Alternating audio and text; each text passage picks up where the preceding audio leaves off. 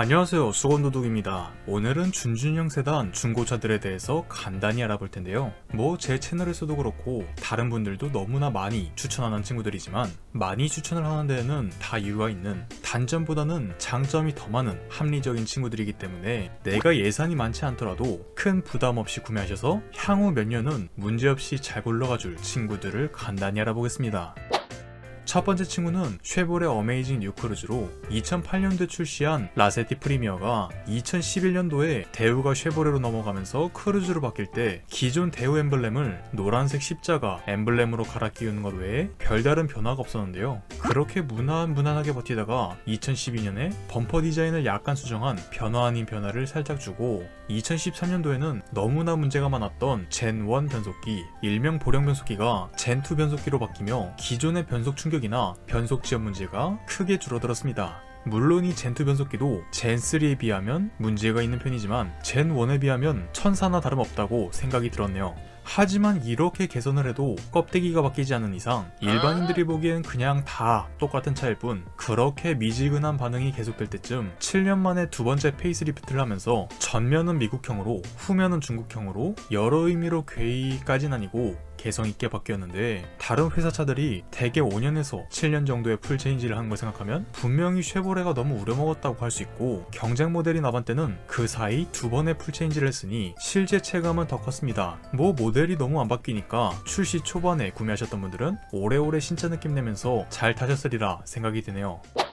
그리고 오늘 소개하는 어메이징 뉴 크루즈 모델은 2차 페이스리프트 모델인 만큼 높은 완성도를 보인과 동시에 젊음을 앞세워 차량의 컨디션은 정말 좋겠지만 구형과 큰 차이 없는 성능과 별다를 것 없는 옵션 구성을 가졌음에도 가격은 최소 1.5배를 생각해야 하는데, 그나마 쉐보레 차량치고 인기가 많은 모델이라 감가도 좀 적어서 이는 당장 구입할 때는 단점으로 작용을 하겠지만 나중에 되팔 땐 장점으로 작용하겠네요. 그리고 제가 항상 말씀드리지만 쉐보레 차량들은 부품값이 비싸서 보험료도 동급에 비해 상당히 높은 편으로, 저도 말리부라는 차량을 타는데 일부 수입 차량과 비슷한 보험료를 보고는 정말 말문이 막혔습니다. 동시에 고장이 날 경우 부품 수급 문제로 현대차 대비 오래 걸리는 수리기간 등등 준준형 차량치고는 높은 유지비도 감안을 해야 하며, 개인적으로는 아반떼 대비 좁은 2열 크기도 체감이 컸는데, 아이들이 아직 어리다면 전혀 상관이 없지만 뒷자리에 성인이 타야 한다면 여러모로 불쌍해질 수 있기 때문에 이 경우에는 더 높은 급의 차량을 보시는 걸 추천드리고 싶네요.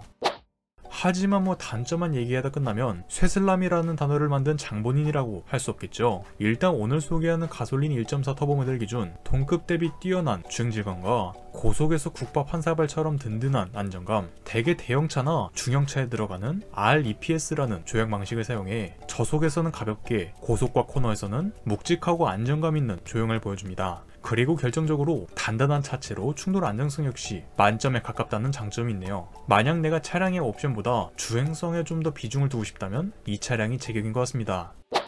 이제 이 친구의 등급을 알아보자면 2015년식 어메이징 뉴 크루즈 1.4 가솔린 터보 모델 기준 크게 기본 등급 LT 디럭스 스펙, 최고 등급 LTZ 이렇게 두 가지로 나뉘어 있는데, 매물이 압도적으로 많고 사양도 좋은 최고 등급 LTZ를 추천드리고 싶고, 전체적인 차량의 옵션을 간단히만 알아보자면 타이어 공기압 경보 시스템, 후방 주차 센서, LED 주간 주행 등 17인치 휠 타이어, 블랙 혹은 브라운 가죽 시트, 일렬 열선 시트, 버튼 시동 스마트키, 레인 센서, 크루즈 컨트롤 정도가 기본으로 들어가고, 당시 추가 옵션으로 선택할 수 있던 내비게이션, 프로토 에어컨, 사각지대 경보 시스템 기능도 있으니 구매 시 참고하시면 될 것 같습니다. 마지막으로 차값은 주행거리 6만 km 이하 기준으로 2015년식이 900에서 1000만원 사이, 16년식이 950에서 1050만원 사이로 형성이 되어 있으며, 이 값은 절대적인 것은 아니고 대략 이 정도다 라고 말씀드리는 거고, 차량의 컨디션에 따라 더 낮을 수도 높을 수도 있습니다. 구매 전에 살펴볼 점은 꼭 시승을 통해 변속 충격이나 변속 지연을 확인하시고 엔진 누유 부분을 신경 써서 보시면 좋을 것 같네요.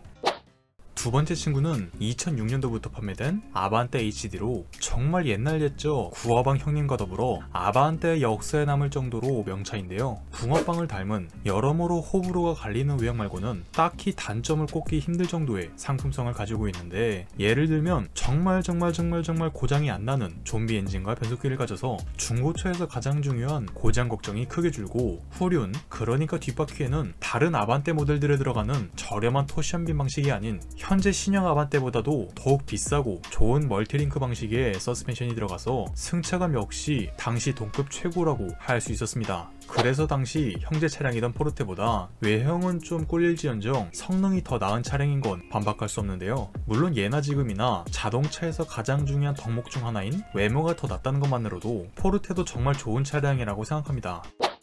이 친구의 가장 큰 장점은 계속 언급하는 내구성인데요. 엔진의 방식 차이 때문에 정말 내구성이 욕나올 정도로 별로인 그 다음 세대 아반떼 MD 모델에 비해 훨씬 나은데, 제 주변에도 이 차량을 20만 넘게 탄 오너들이 정말 많지만 고장 때문에 골치 썩은 사람은 한 명도 없습니다. 다들 똑같이 하는 말이 어떻게 차가 이렇게 장고장이 하나 없을 수 있지? 라고 말하는데요. 어차피 지금까지 살아남은 아반떼 HD 중 나약한 녀석들은 모두 폐차장의 이슬로 사라졌을 테니 구매하시고 전체적으로 소모품 교체나 경정비 정도만 하신다면 적어도 차량에 문제가 생겨서 바꿀 일은 없는, 아 고장나면 새 차 사려 했는데 고장이 안 나서 핑계가 없네? 소리가 저절로 나올 것이라 생각이 되고, 대개 대형 차들이 이런 고장에 대한 공포심 때문에 중고차 감가가 심한 것인데 이 친구는 여러모로 굉장한 메리트가 있다고 생각합니다. 그리고 현대의 간판 모델 중 하나이니 아직도 부품이 널리고 널렸고 수리비와 보험료도 정말 저렴하죠.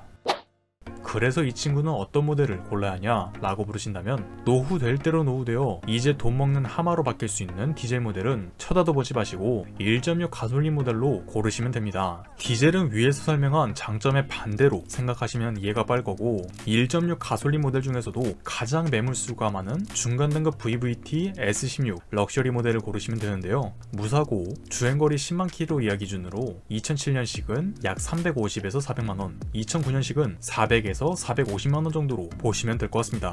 이 차량을 구매하실 때 볼 점은 핸들을 돌릴 때 드드득 소리가 나거나 주행할 때 핸들 쏠림 현상이 있었는데 대개 무상 수리로 이어져 지금 굴러댕기는 친구들은 큰 문제 없을 테지만 한번 확인해 보시면 좋고요. 연식이 거의 15년을 바라보고 있기 때문에 하체에서 나는 잡소음 그리고 차체 부식 정도를 잘 보시면 좋을 것 같습니다.